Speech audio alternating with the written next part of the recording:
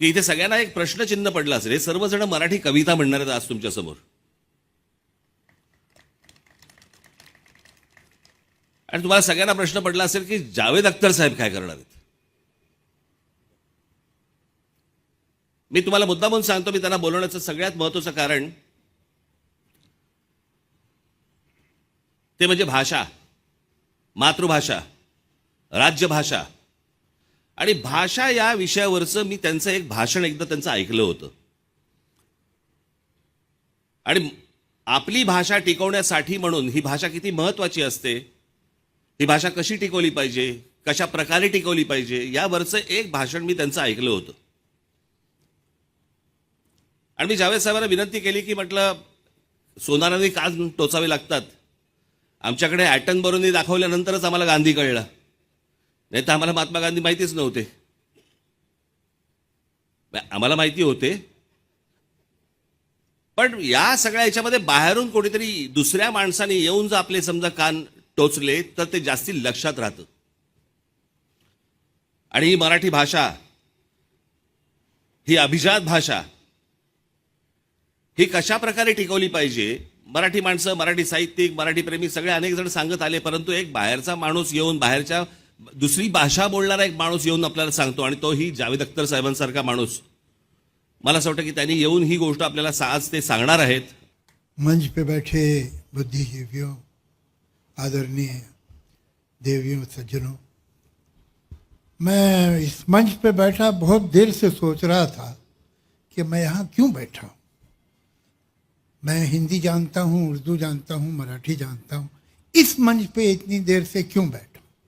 फिर मुझे ध्यान आया कि आजकल बहुत से लोग बहुत सी जगहों पे बैठे हैं जहाँ उन्हें नहीं बैठा होना चाहिए था, तो एक मैं भी सही.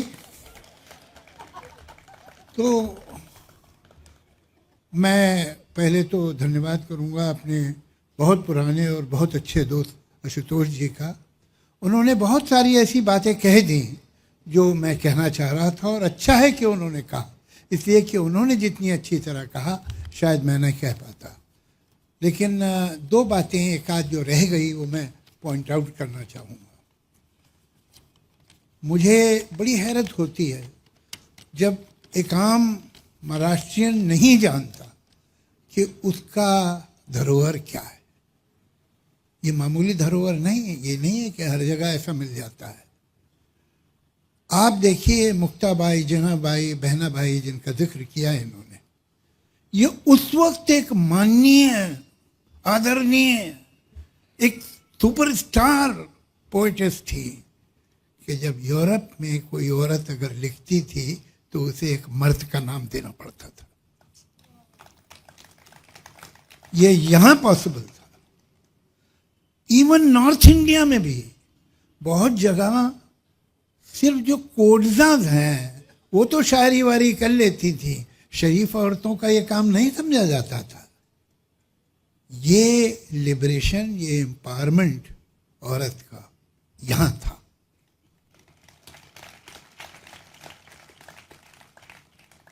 जहाँ तक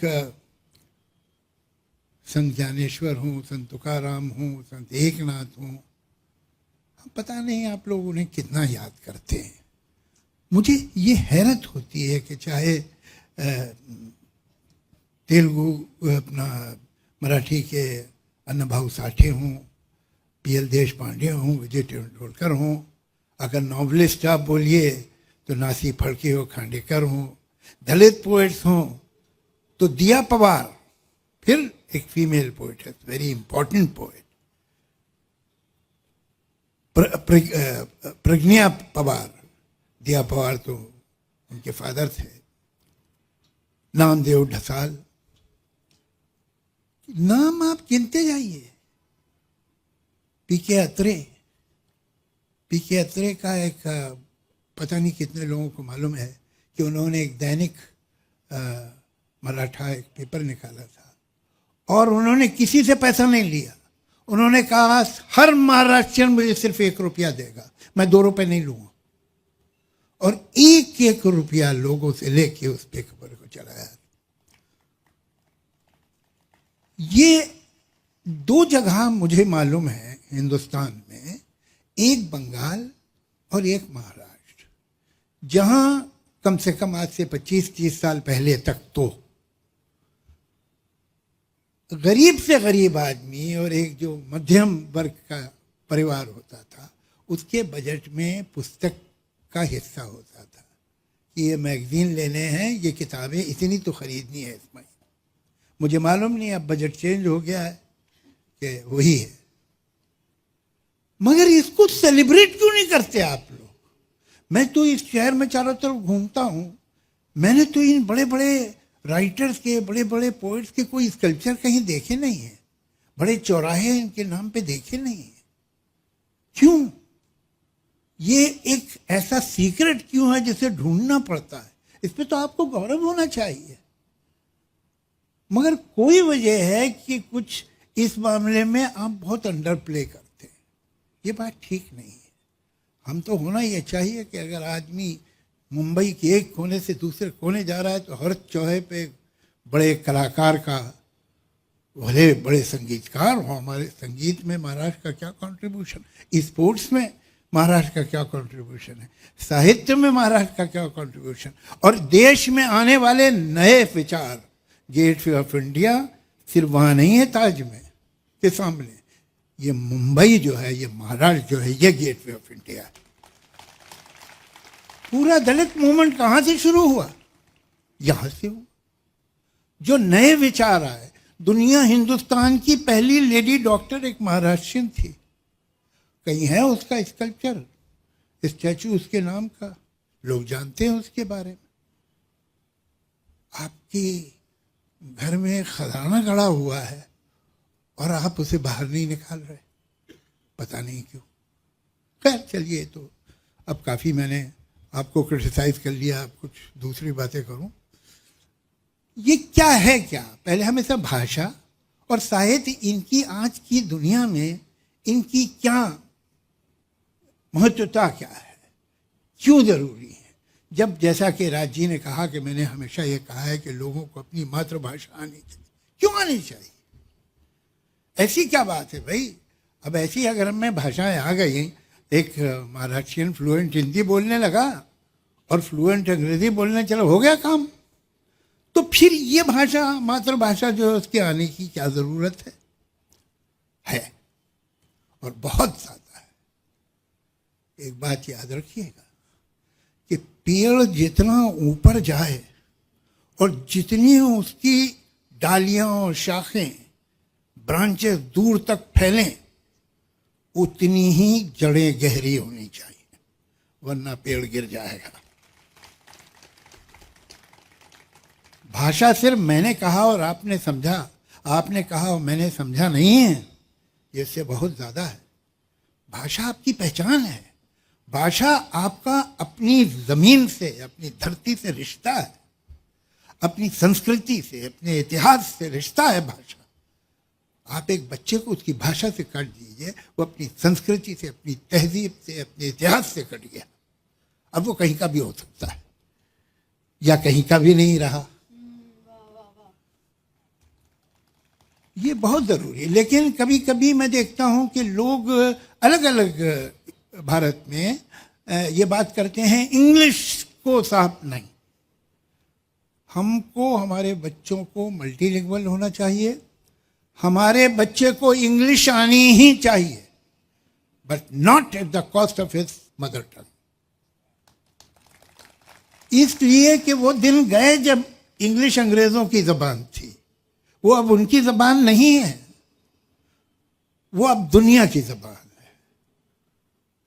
वो हर जगह समझी जाती है। और अगर आपको दुनिया से डील करना है, दुनिया से कुछ रखना है, रख रखाव, तो आपको इंग्लिश आनी चाहिए, इसमें तो कोई शक ही नहीं। लेकिन उसके साथ आपकी अपनी पहचान, आपकी अपनी जड़ें बहुत ज़रूरी हैं, और वो आपको आपकी भाषा ही देगी। चलिए, आपने भाषा सीख ली, तो अब ये क्या ज़रूरी है कि भाई साहित्य भी पढ़ा जाए। साहित्य में क्या बात? साहित्य में एक बड़ी अजीब बात है, वो किसी भी भाषा का हो, जो अच्छा साहित्य है वो दो बातें बताता है।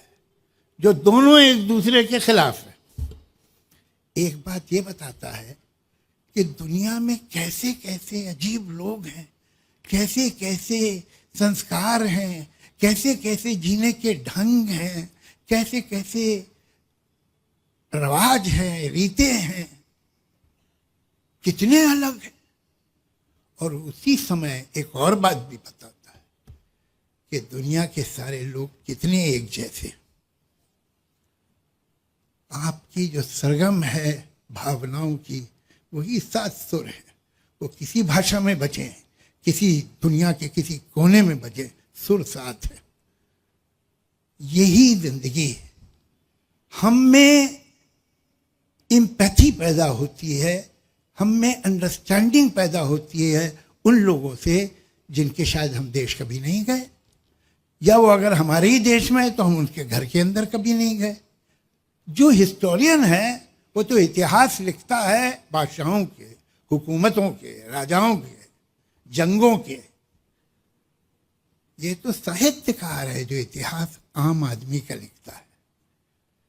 जब वो आपको एक घर की कहानी सुनाता है, ये कौन बताएगा? ये हिस्टोरियन थोड़ी बताएगा, साहित्यकार थोड़ी, ये इतिहासकार तो नहीं बताएगी, ये तो वही बताएगा। फिर आपको लगेगा कि हो सकता है इनका वर्ग अलग है, इनका धर्म अलग है, इनकी भाषा अलग है, इनके मुल्क में कुछ और दूसरे रीति रिवाज है, लेकिन इनके दुख सुख तो हमारे ही जैसे हैं। आप में इंसान से मोहब्बत पैदा होगी, आप इंसान को बेहतर समझेंगे। आप हर एक के घर नहीं जा सकते, हर कल्चर को पर्सनली जाके नहीं देख सकते, लेकिन एक अच्छा नॉवल, एक अच्छी शॉर्ट स्टोरी आपको उन लोगों से मोहब्बत करा देगी जिनसे अभी आपकी मुलाकात नहीं हुई। ये है इतिहास। अब इसमें ये तो हुआ प्रोज। पोइट्री का किस्सा ये है कि पोइट्री, कमाल की बात यह है कि भाषाएं दुनिया में इसलिए बनी थी कि मैं बोलूं और आप समझें, और आप बोले और मैं समझूं, लेकिन अक्सर कम्युनिकेशन में जो बाधा है वो भाषा होती है, वो दीवार बन जाती है। और इस दीवार में अगर कोई खिड़कियां हैं तो वो है अनुवाद। भाई हम तो जर्मन नहीं जानते, मैं फ्रेंच नहीं जानता हूँ, मैं स्पेनिश नहीं जानता हूँ, मैं इटालियन नहीं जानता हूँ, मैं रशियन नहीं जानता हूँ, लेकिन इनका मैं अगर साहित्य जानता हूँ तो थैंक्स टू इंग्लिश। अगर मैं बंगाली लिटरेचर का जानता हूँ तो थैंक्स टू उर्दू, इसलिए कि उर्दू में एक समय में सारा क्लासिकल बंगाली लिटरेचर ट्रांसलेट हुआ। ये काम बहुत सीरियसली होना चाहिए हमारी मराठी भाषा के लिए। इसका ट्रांसलेशन मैं आपको बताऊं, मैं तो 19 साल का था तकरीबन जब मैं मुंबई आया। मैं आया था नॉर्थ इंडिया से, यूपी से। हम अपनी दुनिया में खुश होते हैं। एक कूप मंडूक कहलाता है ना, कूप मंडूक वो होता है संस्कृत में जो कुआं में रहता है मेंढक और अपने ही कुएं को पूरी दुनिया समझता है। हम में से अक्सर लोग कूप मंडूक हैं। जब मैं यहाँ आया तो मुझे एक शब्द नहीं मालूम था मराठी साहित्य के बारे में, मराठी राइटिंग के बारे में। मेरे कुछ मराठी महाराष्ट्रियन दोस्त थे, मुझे ले गए, उन्होंने विजय तेंदुलकर का प्ले दिखा दिया मुझे। मैं आपसे यकीन कहता हूँ करिए आप कि मैं ज़मीन पे घुटनों के बल बैठ गया।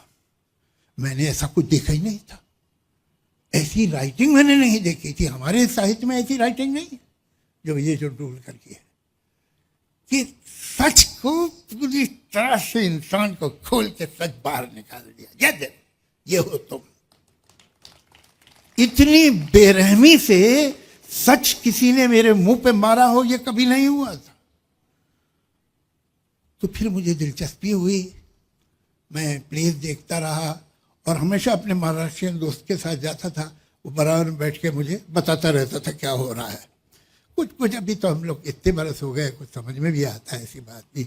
यहाँ जो कविता सुनाई गई मेरे ख्याल से काफ़ी हद तक मेरी समझ में ही आ रही थी, लेकिन फिर भी ख़ासतौर से पोइट्री का ट्रांसलेशन का झंझट ऐसा है कि आप एक इत्र की शीशी लें और उसे दूसरी बोतल में कितने भी संभाल के उंडेलें,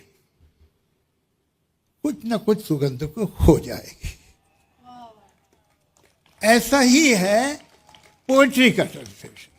प्रोज हो जाती है, प्रोज बहुत अच्छी हो जाती है, पोइट्री बड़ा मुश्किल है। लेकिन मैं ऐसा समझता हूँ कि जो लोग हैं जिन्हें मराठी भाषा से प्यार है वो इसे संभाल के तो रखें, लेकिन हमारी देश की अलग अलग भाषाओं में ट्रांसलेशन, लोगों को पूरे हिंदुस्तान को मालूम होना चाहिए पीएल देशपांडे कौन है, विजय तेंदुलकर कौन है। और आज की पोएट जो है गौरी देशपांडे हैं, सानिया है, शांता शेल्के हैं, लोग क्यों नहीं जानते उन्हें? ये तो मेरी किस्मत अच्छी है कि मुझे कुछ ऐसे दोस्त मिल गए जिन्होंने बताया, जिन्होंने सिखाया, जिन्होंने ट्रांसलेट करके मुझे दिया। मगर हिंदुस्तान विजय तेंदुलकर और पीएल देशपांडे को ना जाने तो ये तो हिंदुस्तान के लिए शर्म की बात है। ये जिम्मेदारी हमारी बनती है कि इसको हम ट्रांसलेट करें। मेरी अपने एक दोस्त से बात हुई, मैंने उनसे कहा तुम मुझे सेलेक्ट करके 50 मराठी पोएम दो, तुम मेरे साथ बैठना, तुम मुझे बताते रहना, मैं उन्हें पोएट्री में ही ट्रांसलेट करूंगा। मैंने ये काम रविंद्रनाथ टैगोर की कविताओं के साथ किया है, उनके गीतों के साथ। एक है अनंत, आप लोग कभी यूट्यूब पे जाके सुनिएगा, उनके जो रविंद्र संगीत है उसको ट्रांसलेट किया है टू द सेम ट्यून, जिस ट्यून में वो ओरिजिनल गाया जाता है उस पर ही ट्रांसलेट किया है। तो ये हमारा मेरे ख्याल से कर्तव्य बनता है। हम जो आ गए बाहर से रहे, मैं तो यहाँ समझिए 55 साल से यहीं रहता हूँ, वहाँ 53-55 साल से, लेकिन मेरी कोई और भाषा है तो मेरा कर्तव्य है, मेरा ये कर्तव्य है एज अ राइटर कि मैं एक पुल बनूं मराठी और दुनिया की दूसरी जबानों के बीच में। इसलिए कि जो कुछ है आज मैं जो भी हूँ वो तो यहीं से, इसी धरती से मिला है, और वो और कहीं जैसे मिलता भी नहीं, यहीं से मिल सकता था। अब यहाँ यह एक कवि सम्मेलन चल रहा है तो अब मेरा फर्ज बनता है कि मैं भी एक कविता आपको सुना दूं। मैं 2 तरह की कविताएं लिखता हूँ, कुछ लंबी, कुछ बहुत लंबी। तो मैं आपको बहुत लंबी नहीं सुनाऊंगा। इस कविता का शीर्षक है वक्त, समय, टाइम। कमाल की बात है कि कोई भी चीज, या हद तो यह है कि कोई भी इंसान अगर वो हमारे आसपास बहुत ज़्यादा है तो हम उसे ध्यान से नहीं देखते। जो कभी कभी होता है, जो कभी कभी दिखाई देता है, उसे बहुत ध्यान से देखते हैं। लेकिन जो है, कितने लोग सोचते हैं कि समय क्या है, भाई 2 घंटे निकल गए, कहाँ निकल गए, कहाँ है अभी, कहीं यहाँ से निकल गए हैं तो कहीं तो गए होंगे, कहाँ है, और निकल क्या गया, चला क्या गया, वो क्या था, मटेरियल था, कोई चीज थी, क्या चल रहा है, इस पे ही कविता।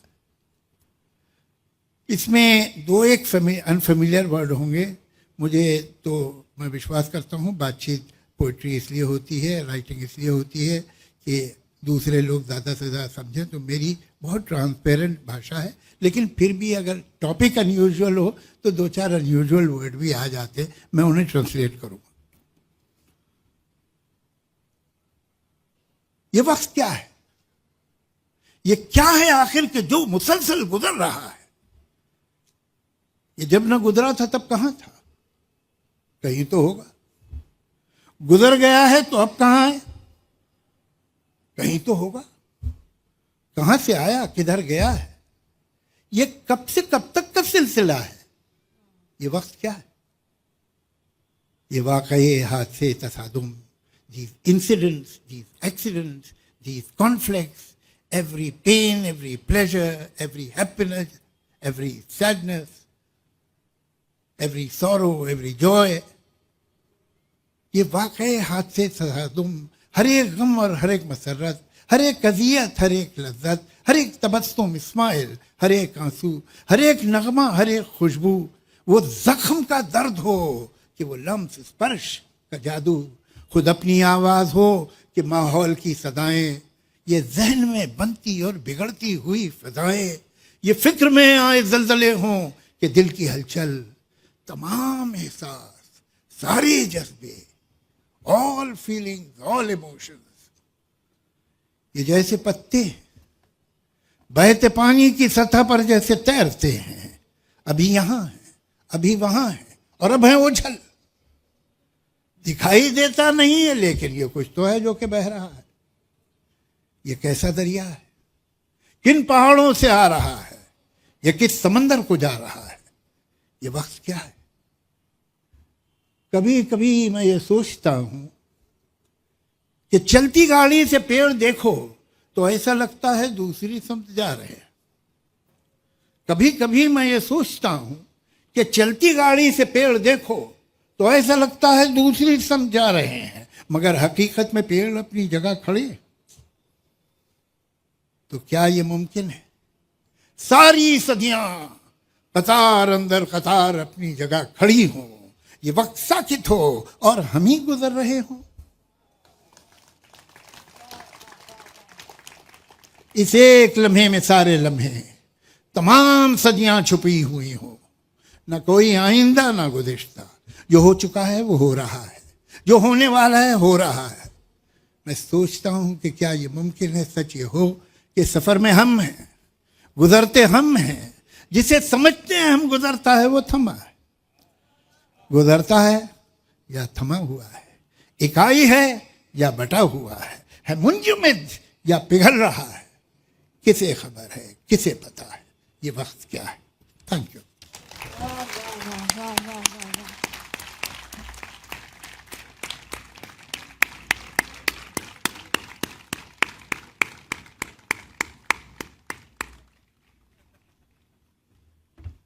आय एम व्हेरी सॉरी, पण जावेद साहेबांनी एक जे मराठा या दैनिकाच्या इन्सेप्शन बद्दल सांगितलं ते मला सांगायचंय की ती घटना इथे घडली. इट हॅपन्ड हिअर, ह्या शिवतीर्थावर, शिवाजी पार्क आपण जिथे आहोत तिथे घडली ही घटना.